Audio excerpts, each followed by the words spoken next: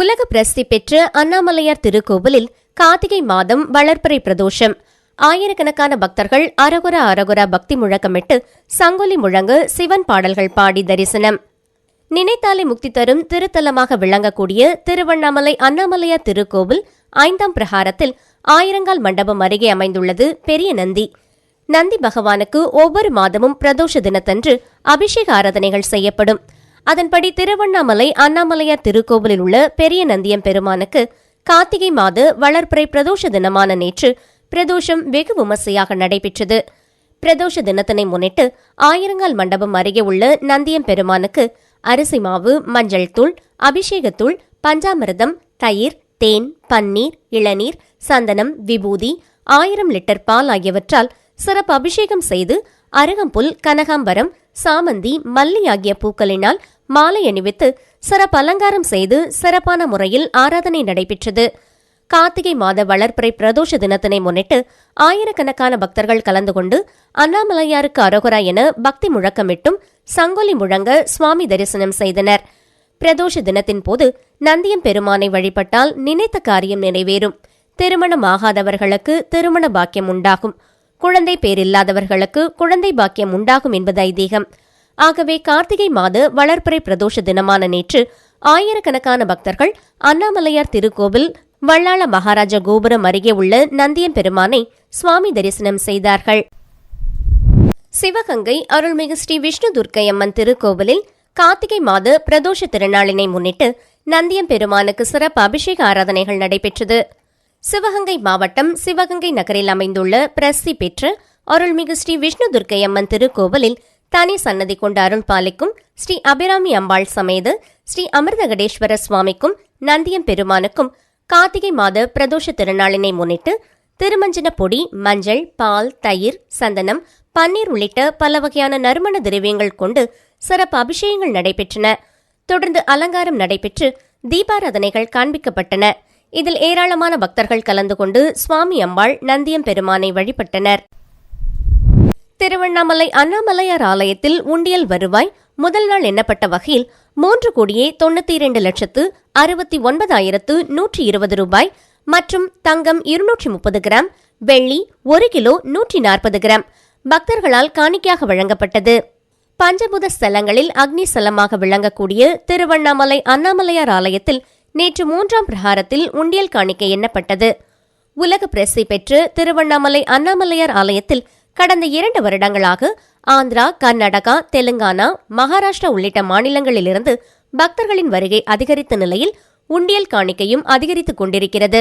இந்நிலையில் அண்ணாமலையார் திருக்கோவில் நிர்வாகத்தின் சார்பாக அண்ணாமலையார் ஆலயம் மற்றும் கிரிவல பாதை, கோசாலை என 115 உண்டியல்கள் வைக்கப்பட்ட நிலையில் நேற்று அண்ணாமலையார் ஆலயம் மற்றும் கோசாலை உண்டியல்களிலிருந்து பெறப்பட்ட காணிக்கைகளை நேற்று காலை திருவண்ணாமலை அண்ணாமலையார் ஆலயத்தில் 3ஆம் பிரகாரத்தில் உள்ள கல்யாண மண்டபத்தில் கடந்த அக்டோபர் மாதம் 24ஆம் தேதி முதல் நவம்பர் மாதம் 27ஆம் தேதி வரை 35 நாட்கள் உண்டியல்களின் வசூல்களான காணிக்கைகள் சிவனடியார்கள் மற்றும் திருக்கோவில் பணியாளர்களால் எண்ணப்பட்டது.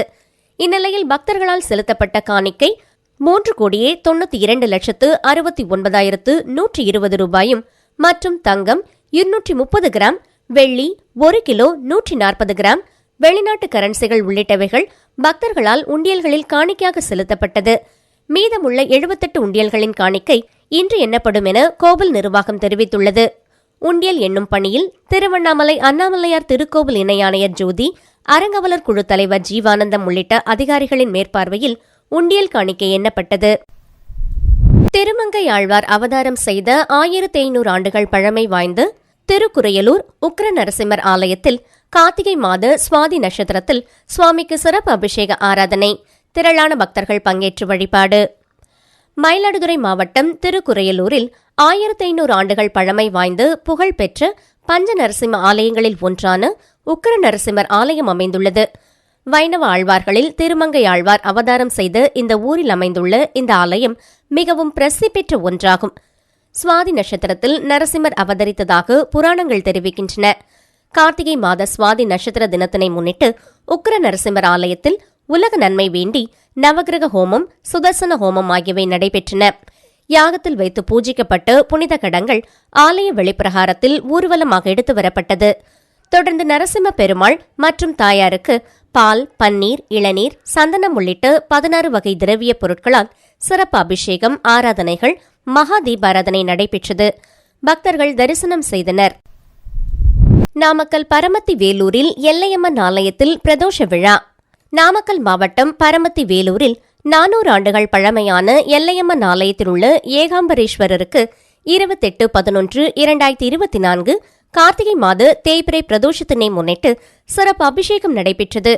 விழாவின் நிகழ்வாக பால், தயிர், தேன், பஞ்சாமிர்தம், கனி வர்க்கங்கள், திருமஞ்சனம், மஞ்சள், இளநீர், கரும்புச்சாறு, எலுமிச்சை சாறு, ஸ்வர்ண அபிஷேகம், சந்தனம், பன்னீர் போன்ற பல வாசனை திரவியங்களான 21 திரவியங்களால் சிறப்பு அபிஷேகங்கள் செய்யப்பட்டு ஏகாம்பரநாதர் சிறப்பு அலங்காரத்துடன் உதிரி பூக்களினால் அர்ச்சனைகள் செய்து விசிறி, சாமரம், வேல், கண்ணாடி போன்ற சோடச உபசாரத்துடன் அடுக்காரத்தி, பஞ்ச அரத்தி, ஏக அரத்தி, கும்ப அரத்தி, கலச அரத்தியுடன் மகா தீபாராதனை காண்பிக்கப்பட்டது. விழாவில் கலந்து கொண்ட அனைவருக்கும் அருட்பிரசாதமும் அன்னதானமும் வழங்கப்பட்டது. கடலூர் அருள்மிகு பெரியநாயகி உடனுரை பாடலீஸ்வரர் திருக்கோவிலில் கார்த்திகை மாத குருவார பிரதோஷ வழிபாடு கார்த்திகை மற்றும் சேகர் குருக்கள் தலைமையில் நடைபெற்றது.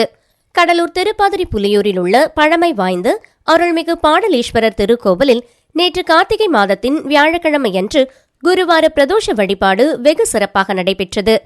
கார்த்திகை மற்றும் சேகர் குருக்கள் தலைமையில் நடைபெற்ற பிரதோஷ வழிபாட்டை முன்னிட்டு பால், தயிர், சந்தனம், பன்னீர், விபூதி, மஞ்சள் என பல்வேறு திரவியங்களால் பாடலீஸ்வரர் மற்றும் நந்தீஸ்வரி தேவிக்கு வெகு விமர்சையாக அபிஷேகம் நடைபெற்றது.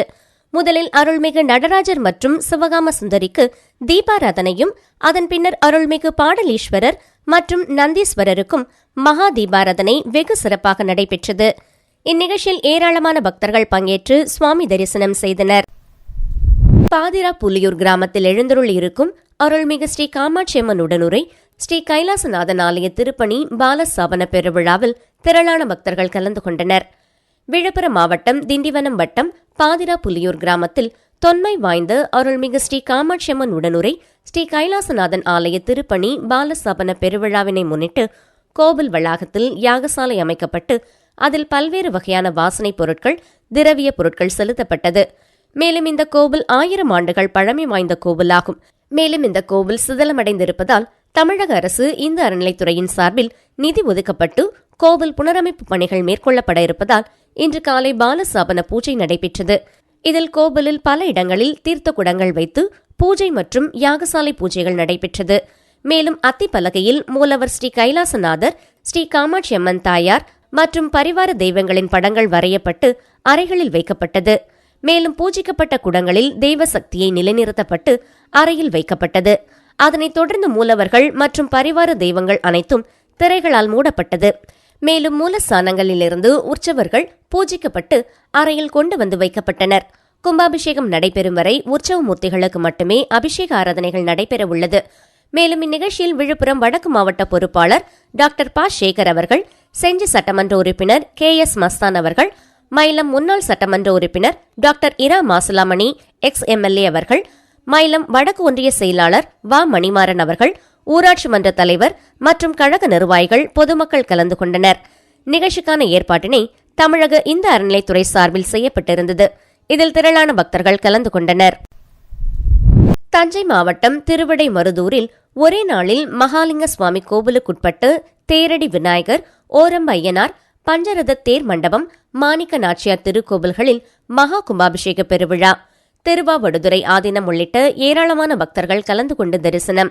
மத்தியார்ஜுனமாகவும் பிரம்மஹத்தி தோஷம் நீக்கும் பரிகார ஸ்தலமாகவும் திருக்கைலாய பரம்பரை திருவாவடுதுறை ஆதீனத்துக்கு சொந்தமானதாக விளங்கும் திருவிடைமருதூர் மகாலிங்க சுவாமி திருக்கோவிலுக்குட்பட்டு ஸ்ரீ தேரடி விநாயகர், ஓரம்ப ஐயனார், ஸ்ரீ மாணிக்க நாச்சியார் மற்றும் விநாயகர், முருகன், சுவாமி, அம்பாள், சண்டிகேஸ்வரர், பஞ்சரத திருத்தேர் மண்டபங்கள் வர்ண வேலைப்பாடுகளுடன் திருப்பணிகள் முடிவு பெற்று மகா கும்பாபிஷேக பெருவிழா கடந்த 27ஆம் தேதி விக்னேஸ்வர பூஜைகளுடன் தொடங்கி 2 கால யாக பூஜைகளுடன் பூஜிக்கப்பட்ட புனிதநீர் கொண்ட கலசங்கள் மங்கள வாத்தியங்கள் முழங்க ஊர்வலமாக எடுத்து வரப்பட்டு தொடர்ந்து தேரடி விநாயகர், பஞ்சரத தேர் மண்டபங்கள், ஓரம்ப ஐயனார், மாணிக்க நாச்சியார் கோவில் விமானங்களுக்கு சிவாச்சாரியார்களின் வேத மந்திரங்களுடன் ஓதுவா மூர்த்திகளின் தேவார திருவாசக பதிகங்களுடன் திருவாவடுதுறை ஆதீனம் 24வது குருமகா சன்னிதானம் ஸ்ரீ அம்பலவான தேசிக பரமாச்சாரிய சுவாமிகள் திருமுன்னர் மகா கும்பாபிஷேக பெருவிழா வெகு விமர்சையாக நடந்தது.